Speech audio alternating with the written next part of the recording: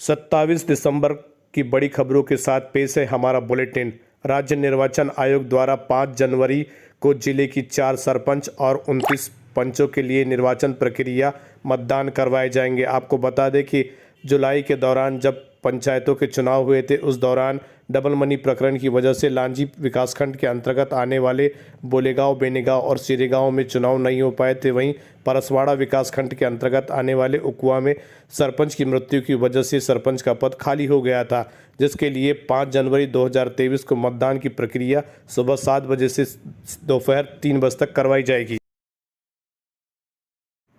पंचायती राज व्यवस्था को बेहतर तरीके से चलाने के लिए जिले के 10 जनपद पंचायत के सभी ग्राम पंचायत के सरपंचों द्वारा अपने जिले के अध्यक्ष निर्वाचन के लिए प्रक्रिया शुरू कर दी गई है। 27 दिसंबर को यह प्रक्रिया शहर के एक निजी होटल में प्रारंभ की गई। इस दौरान विभिन्न ग्राम पंचायत के सरपंच उपस्थित रहे, जिन्होंने अपनी अपनी बात रखी और सरपंच संघ के प्रतिनिधि चुने जाने को लेकर अपने विचार रखे।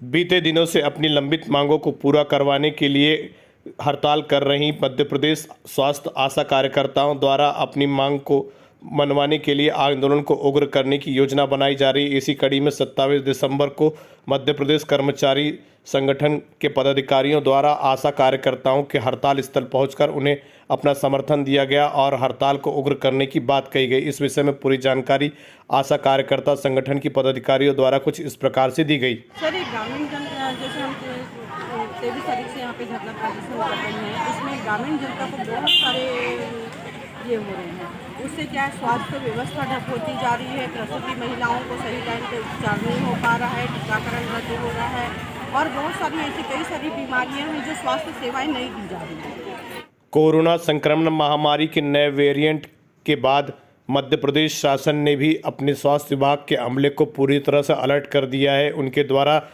अस्पतालों में ऑक्सीजन सिलेंडर से लेकर बेड उपलब्ध कराए जाने की बात कही गई है। इसी विषय पर जब हमने बालाघाट जिला अस्पताल के ऑक्सीजन सिलेंडर की पड़ताल की तो जानकारी मिली कि बालाघाट स्वास्थ्य अमला भी इस पूरे वेरिएंट को लेकर पूरी तरह से मुस्तैद है।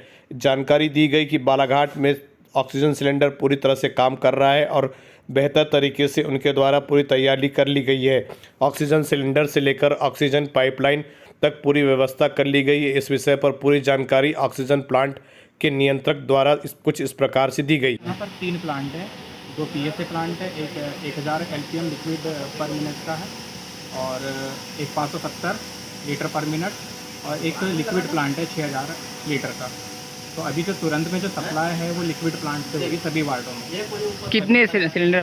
देखिए, जो पीएसए प्लांट है, पीएसए प्लांट तुरंत ही वो एटमॉस्फेयर से वो तक करके ऑक्सीजन बना करके तैयार कर रहे हैं। लेकिन जो लिक्विड प्लांट है, लिक्विड जो बालाघाट में जो लिक्विड प्लांट है उसमें ऑक्सीजन लिक्विड जो है भोपाल से आता है, रिफिलिंग होने आता है, तो उसी से वो प्योर ऑक्सीजन के रूप में सभी वार्डों में सप्लाई किया जा रहा है।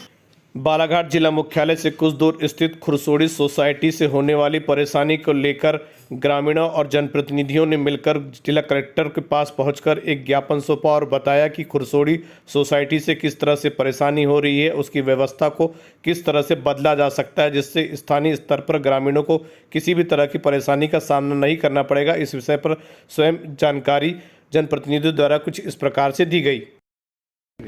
क्या समस्या को लेकर आ रही है? ये समस्या ये है कि जब से सोसाइटी का गठन हुआ है तब से ग्राम खैरगांव, हरदोली और लोहारा इसकी सोसाइटी है खुरसोड़ी गांव, जो कि लगभग वहाँ से दूरी 10, 11 या 12 किलोमीटर दूरी अलग अलग गांव से अंतर पड़ता है।